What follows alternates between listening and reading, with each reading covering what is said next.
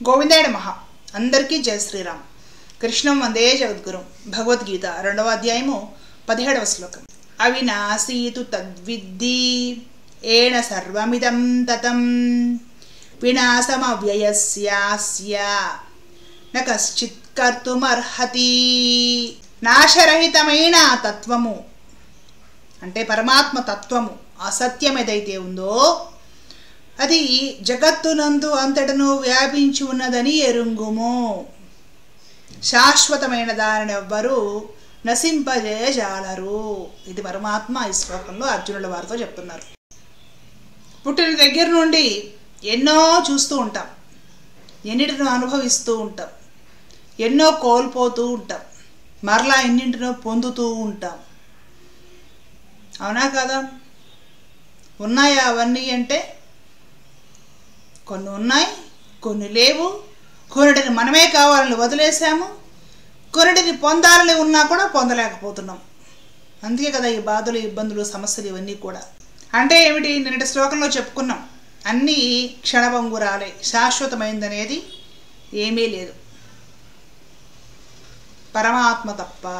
పరమాత్మ అనే సత్యము నాశరహితమైనది, దాన్ని ఎవ్వరూ నాశనము చెయ్యలేరు. పరమాత్మ అనే ఆ సత్యము జగత్తునంతా కూడా వ్యాపించి ఉన్నది. మనకు కనబడటం లేదు అంటే, మనకు అనుభవంలోకి రావడం లేదు అంటే అది లేదని కాదు, మనకి అర్థం కాలేదు, మనం తెలుసుకోలేకపోయాము. మనం ఏమి చూస్తున్నామో, ఏమి పొందాలనుకుంటున్నామో, ఏమి నచ్చుతున్నాయో అవే శాశ్వతము అనుకునే ఒక వ్యామోహంలో, భ్రాంతిలో ఉన్నాం మనం. ప్రకృతి అంతా కూడా జడము, అవునా కదా? మరి జడ ప్రకృతిలో చైతన్యం ఎక్కడి నుండి వచ్చింది? ఏమిటా చైతన్యము? ఎవరిదా చైతన్యం? ప్రకృతి జడము, చైతన్యవంతం ఎలా అయింది? పరమాత్మ వ్యాపించి ఉండడం వలన చైతన్యవంతమైంది. అదంతా కూడా పరమాత్మ చైతన్యము. ఎక్కడుంది అంటే జగత్తు మొత్తం కూడా పరమాత్మ చైతన్యము వ్యాపించి ఉన్నది. లేదు అనే చోటే లేదు. దీనిని అంటే ఈ శాశ్వతమైనని భగవతత్వాన్ని ఎవ్వరూ కూడా నాశనము చెయ్యలేరు. కాబట్టి ఎప్పుడూ ఒకే విధముగా శాశ్వతంగా ఉండే ఆత్మనే సత్ అంటారు. ఎప్పుడూ ఉండేది పర్మనెంట్, శాశ్వతమైనది, నిత్యము, సనాతనము.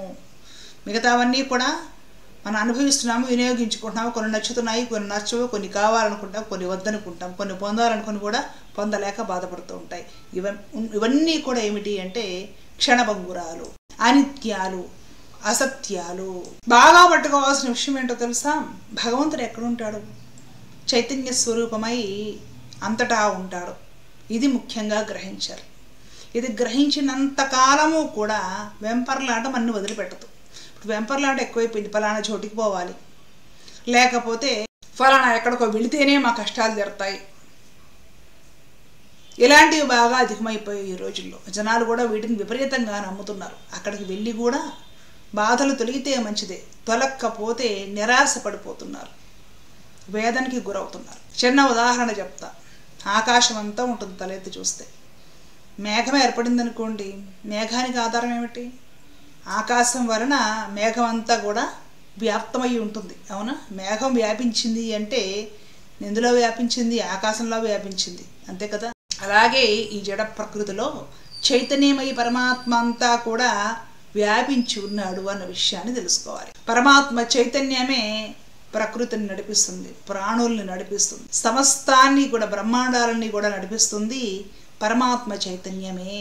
దాన్ని ఎవ్వరూ కూడా నాశనము చేయలేరు. అది నశించిపోయేది కాదు. అది శాశ్వతము, సనాతనము, నిత్యము. ఇతరాత్ర మనము పొందేవి, కావాలనుకున్నవి, మనం చూస్తున్నవి, మనకి నచ్చినవి, నచ్చనివి ఇవన్నీ కూడా క్షణభంగురాలు. ఈరోజు ఉండేవి రేపు పోయేవి. ఇవాళ కనిపిస్తున్నాయి, రేపు కనిపిస్తాయో లేదో తెలియదు. మనం ఏం చేస్తున్నాము? వాటి కోసం ఏడ్చుకుంటున్నాము. ఏవి శాశ్వతము కాదో, అసత్యము, లేకపోతే ఏవి క్షణభంగురాలో వాటి గురించి మన తాపత్రయం అంతా కూడా. అవి పొందాలనే ఆరాటమే. 90 ఏళ్ళు వచ్చినా కూడా ఇంకా ఏదో పొందాల్సింది పొందలేదనే ఆరాటమే. కానీ తత్వజ్ఞాని అయిన వాడు, అంటే తెలివైన వాడు ఏది పొందాలనుకుంటాడు చెప్పండి? అశాశ్వతమైనది పొందాలనుకుంటాడా? అశాశ్వతమైనవి మనకి పనికి వస్తాయి. ఆ సమయానికి ఉపయోగానికి పనికొస్తాయి, కానీ పరమార్థానికి పనికిరావే. కాబట్టి తెలివైన వాడు లేదా జ్ఞాని పరమార్థానికి పరమ ప్రయోజనానికి పనికొచ్చేదే పొందాలనుకుంటాడు, దాని మీదే దృష్టి పెడతాడు. అదేమిటి అంటే శాశ్వతమైన ఆత్మ, సనాతనము, పరమాత్మ స్వరూపము. ఎక్కడ ఉంది ఎక్కడ లేదు అనేది లేదు, మొత్తం అంతటా కూడా చైతన్యం ఆవరించి ఉందది.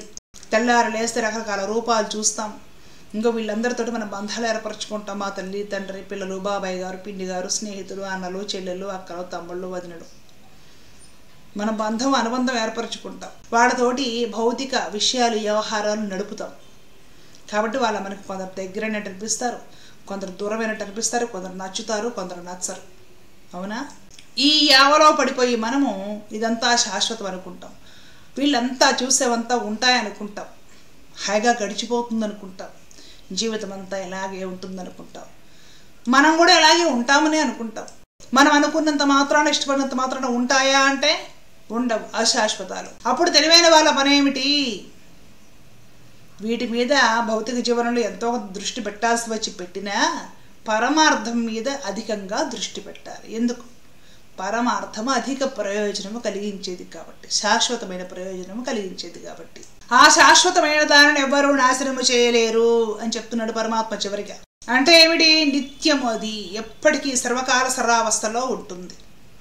కాబట్టి ఏది నిత్యమో, ఏది సత్యమో, ఏది శాశ్వతమో, ఏది సనాతనమో దాని మీద దృష్టి పెట్టేసి ఆ గమ్యానికి చేరి దాన్ని పట్టుకోవడానికి ప్రయత్నం చేయడం విఘ్నుల లక్షణం. లేదు, నాకు అశాశ్వతమైనవి ఏమైతే ఉంటాయో అవే కావాలి, వాటి కోసం ఏడుస్తాను, వాటి కోసమే కొట్టుకుంటాం, వాటి కోసం ఏం పర్లాట, వాటి కోసమే గోల అంటే వ్యవహారిక పరిస్థితిలో కాస్త మనము ఏదో వ్యవహారాలు నడపవలసి వచ్చినా అది కూడా పరమార్థ ప్రయోజనాన్ని ఆశించే నడపాలి తప్ప స్వార్థం కోసం నడపకూడదు.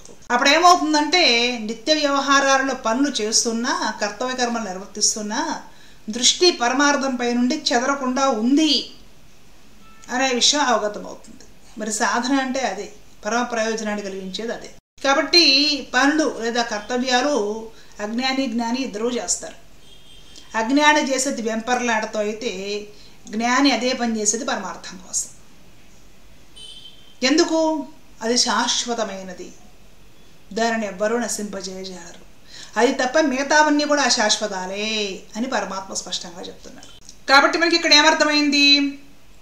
జ్ఞాని సంసారంలో ఉంటాడు, అజ్ఞాని సంసారంలో ఉంటాడు. ఇద్దరూ ఉంటారు సంసారంలో, ఇద్దరూ కర్తవ్య కర్మ నిర్వర్తిస్తూ ఉంటారు, నిత్య వ్యవహారాలు నడుపుతూ ఉంటారు. జ్ఞాని పరమార్థాన్ని పొందడం కోసం ఇవన్నీ చేస్తుంటే అజ్ఞాని ఇవేవో అనుభవించాలని, ఇక్కడే బడి దొరలాలని ఈ వెంపర్లాటల కోసం చేస్తూ ఉంటాడు.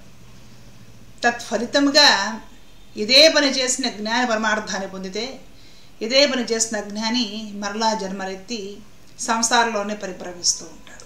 అంటే నావి నావి నావి అనుకునే ఈ వ్యామోహం ఏమిటి? క్షణికాల మీద మనల్ని పరమార్థానికి దూరం చేసి సంసారాన్ని కుప్పంలో పడేస్తూ ఉంటే, పరమార్థం ఆశించి ఎంతవరకు ఏది చేయాలో అవి జరుపుకుంటూ వెళ్ళిన జ్ఞాని మాత్రము చెక్కు చెదరకుండా తన నిష్ఠా పరమార్థాన్ని పొంది తీరుతున్నాడు, మోక్షాన్ని పొందుతున్నాడు. కాబట్టి జ్ఞానము ఎంత గొప్పదో ఆలోచించండి. ఏమిటండి జ్ఞానము? పరమాత్మ యందు భక్తి, పరమాత్మను తెలుసుకోవడం, పరమాత్మ పాదాలను అంటిపెట్టుకుని ఉండడం, పరమాత్మ పాదాలని నిరంతరము సేవించడం. పరమాత్మను తెలుసుకోవడమే కదా జ్ఞానం అంటే, వేరే ఇంకేదైనా ఉందా? ఎలా తెలుసుకుంటాం? భక్తియుక్తమైన సేవ ద్వారా. పరమాత్మనే భగవద్గీతలో చెప్తారు ఆ విషయం. కాబట్టి తెలుసుకోవాల్సిన మొదటి పాయింట్, మనము ఏవి శాశ్వతాలు అనుకొని పరుగులు పెడుతున్నామో, పరిభ్రమిస్తున్నామో, వెంపర్లాడుతున్నామో అవన్నీ క్షణికాలు, మన దుఃఖాన్ని మిగులుస్తాయి. ఏది మనం పట్టించుకోవడం లేదో, మనకి కనపట్టలేదు, అనుభవానికి రావట్లేదు కాబట్టి ఆ పరమార్థం ఏదైతే ఉందో అది శాశ్వతము, సనాతనం. ఎవ్వరూ దాన్ని కావాలనుకుని కూడా నాశనం చేయలేరు. సర్వకాల సర్వావస్థలందు ఎల్లవేళ ఎప్పుడూ ఉంటుంది ఆ పరమాత్మ అనే తత్వం. ఆ పరమాత్మ అనే తత్వం ద్వారానే ఈ జడ ప్రకృతి కూడా చైతన్యవంతమై నడుస్తుంది. సమస్త బ్రహ్మాండాలకు చైతన్యం పరమాత్మయే. కాబట్టి ముందు మనిషి శాశ్వతమైనది ఏమిటి, అశాశ్వతమైనది ఏమిటి తెలుసుకోవాలి. అశాశ్వతమైన వాటిపైన ఏదైనా ఒక దృష్టి పెట్టాల్సి వస్తే కూడా అది కూడా పరమ ప్రయోజనం కోసం, పరమార్థాన్ని పొందడం కోసమే దృష్టి పెట్టాలి తప్ప వెంపర్లాట కోసము, స్వార్థం కోసము దృష్టి పెట్టకూడదు. కాబట్టి ముందు అసలు దైనందిన జీవితంలో మన సమస్యలు, మన కష్టాలు, మనం ఏడ్చుకునే ఏడుపులు, మన ఇబ్బందులు, భయాలు ఇవన్నీ కూడా అనిత్యాలు, అశాశ్వతాలు, క్షణభంగురాలు అన్న విషయాన్ని కాస్త బాగా మనసు పట్టుకోగలిగితే చాలా వరకు భయాలు దొరుకుతాయి. పరమాత్మ పట్ల ఆకర్షణ లేదా ప్రీతి ఏర్పడుతుంది. పరమాత్మ గురించి తెలుసుకోవాలనిపిస్తుంది. పరమాత్మకు దగ్గర అవుతాము. అప్పుడు ఈ సంసారంలో ఉండి నిత్య దైనందిత వ్యవహారాలు నడుపుతూ ఉన్నా కూడా దృష్టి పరమార్థం మీదే ఉండి కడకు పరమాత్ముడిని చేరుతాము. శాశ్వతమైనది అది, ఎవరు నాశనం చేయలేనిది అది. దాన్ని పొందడం కోసం ప్రయత్నం చేయడమే విఘ్నుల లక్షణమని పరమాత్మ ఈ శ్లోకంలో చెప్తున్నారు. ధర్మో రక్షత రక్షత. జై శ్రీమన్నారాయణ. కృష్ణ అర్పణ.